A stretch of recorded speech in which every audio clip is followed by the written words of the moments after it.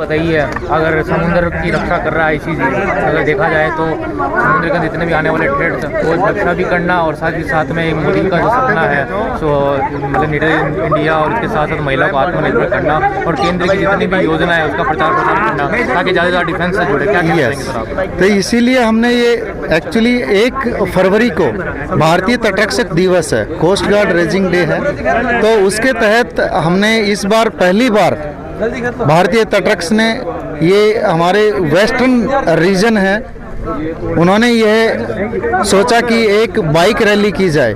तो bike rally हमने सरहद से समंदर, तो सरहद हमने वहाँ से अटारी बॉर्डर से लेके गेटवे ऑफ इंडिया तक लिया है जो टोटल 2300 किलोमीटर की दूरी है। तो ये यहाँ से सरहद से जब वहाँ से स्टार्ट किया था हमने 22 जनवरी को, फिर वहाँ से हम आए श्री गंगानगर से आज यहाँ पे बीकानेर में पहुँचे हैं। बीकानेर से फिर हम जाएंगे Jodhpur, Jaisalmer, unity of India, statue of unity, दमन, और फिर 1 तारीख को हम गेटवे ऑफ इंडिया मुंबई पहुँच जाएंगे।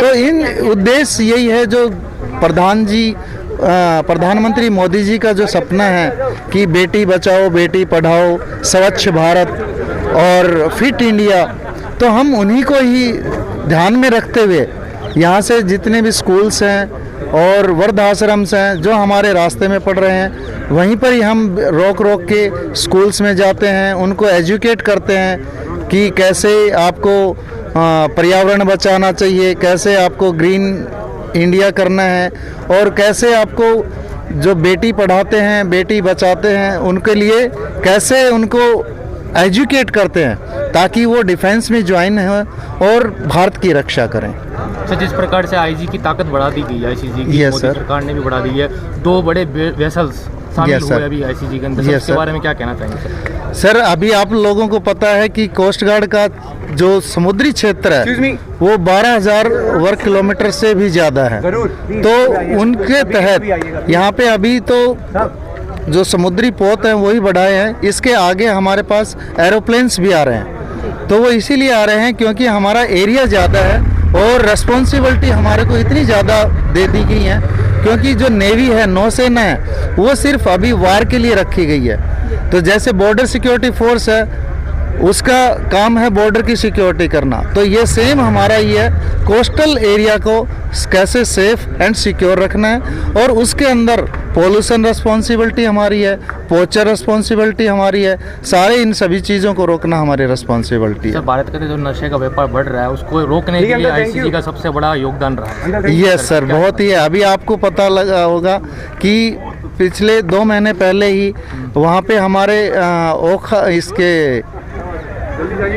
बॉम्बे पोर्ट पे भी पकड़ा था और 600 टन आपका ड्रग्स पकड़ा था जिसकी आप कॉस्ट अनुमान भी नहीं लगा सकते कि कितनी ज़्यादा है। तो यही के चक्कर में, और ये एरिया है हमारा सेंसिटिव एरिया है बॉम्बे से लेके गुजरात के कच्छ तक, तो उसकी सुरक्षा के लिए इस साइड ज़्यादा निगरानी और पेट्रोलिंग हम ज़्यादा करते हैं। आप बीकानेर पहुँच, बहुत अच्छा एक्सपीरियंस है हमारा। कल अटारी बॉर्डर वाघा वहाँ से हमने स्टार्ट किया था। बहुत अच्छा सफ़र। हमारे साथ 20 राइडर्स हैं और सब इंडियन कोस्ट गार्ड से हैं।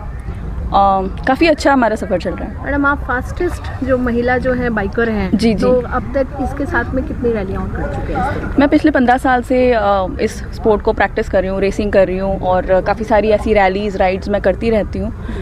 हर बार अलग अलग अनुभव होता है। कई बार मैं सिर्फ लड़कियों का ग्रुप लेके भी राइड करती हूँ, कभी हम टूरिज़्म के साथ कोलैबोरेशन करके किसी पर्टिकुलर स्टेट को महत्व देके उनके लिए राइड करते हैं। तो अपने देश में इतना कुछ है देखने को, इसलिए हम अलग अलग इस प्रकार के जो इवेंट्स हैं वो करते रहते हैं। इसका उद्देश्य क्या है?